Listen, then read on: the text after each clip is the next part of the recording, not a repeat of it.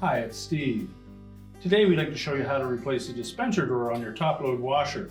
It's a really easy repair. Let me show you how we do it. So to do this repair, we're simply going to open the lid up all the way. We'll pull the old dispenser drawer out until it reaches its stop. Depress the release lever and remove it. The original one may have had removable trays for cleaning. The replacement one doesn't. So we'll discard the old one.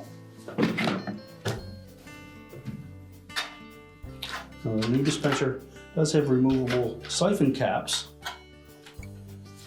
but the trays are permanent.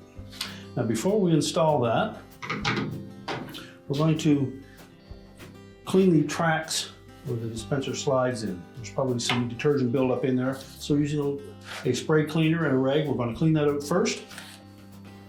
So just put a little bit of cleaner in that area of those tracks, or soak your cleaning rag with it.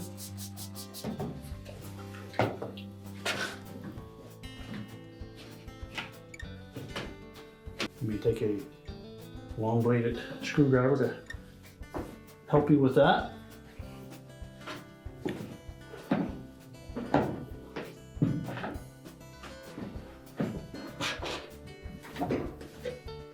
Now once we have both of those rails cleaned sufficiently, we'll take our new dispenser, make sure the caps are both in place, line it up with the rails,